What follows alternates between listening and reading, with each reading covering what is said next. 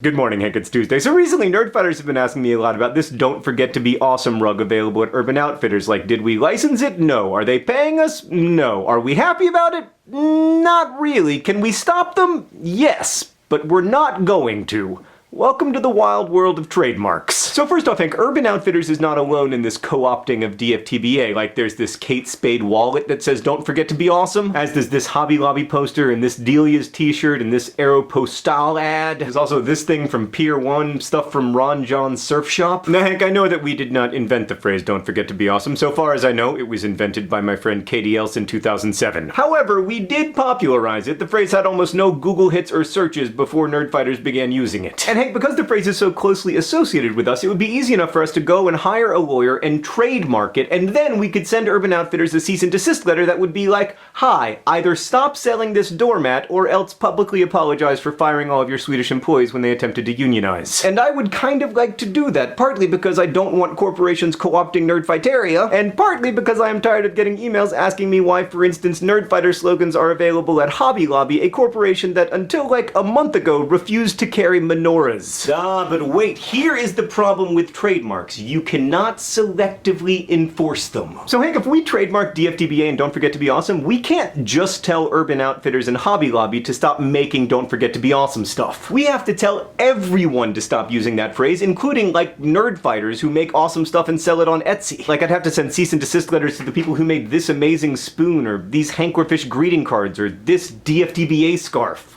God, that is awesome. And I don't want to do that because I don't want that stuff to stop existing. In fact, in many cases, I want to personally buy it. But if we selectively enforce our trademark, then Urban Outfitters and Hobby Lobby can be like, no, this isn't really trademarked because look, they don't care when those people use the phrase. So the only way to stop Urban Outfitters from selling DFTBA rugs is to also stop Nerdfighters from selling DFTBA scarves. And of course, that's bananas. You couldn't explain this to any court, but the truth is that the phrase don't forget to be awesome doesn't belong to you and me, Hank. It belongs to Nerdfighters. So Hank, we aren't going to trademark Don't Forget to Be Awesome because it would mean claiming ownership over something that isn't really ours. And that means that occasionally we're gonna have to deal with companies trying to co-opt the sayings of the nerdfighter community. But Hank, I suspect the vast majority of nerdfighters will continue to make their own DFTBA stuff, or else buy from independent creators, or buy it at DFTBA.com, where the royalties from nerdfighter merchandise are always shared with the nerdfighters who design that stuff. Anyway, I want to say one more thing about trademark because it totally fascinates me. If you let a lot of other people use your trademark and it becomes weakened, it can eventually become what's called genericized. And that is every brand's nightmare. Like, aspirin used to be trademarked by the company that distributed it, Bayer. And that meant that only Bayer could call their acetylsalicylic acid aspirin the way that only Advil can call their ibuprofen Advil. But because the aspirin trademark weakened over time and everyone just started calling that drug aspirin, now anyone can call their aspirin aspirin. The same thing happened to Escalator and Thermos, and it almost happened to some brands we know pretty well today, including Nintendo, which marketed the phrase game console so people wouldn't call all consoles Nintendos, and to Google, which is why Google is always very careful to talk about searching even when the rest of us always talk about Googling. And companies like Nintendo and Google are terrified of their trademarks becoming genericized because those trademarks define them. But our community is lucky enough to be defined not by its name or by its mottos, but by the values those words represent. And those values don't become less meaningful when they are shared. In fact, quite the contrary.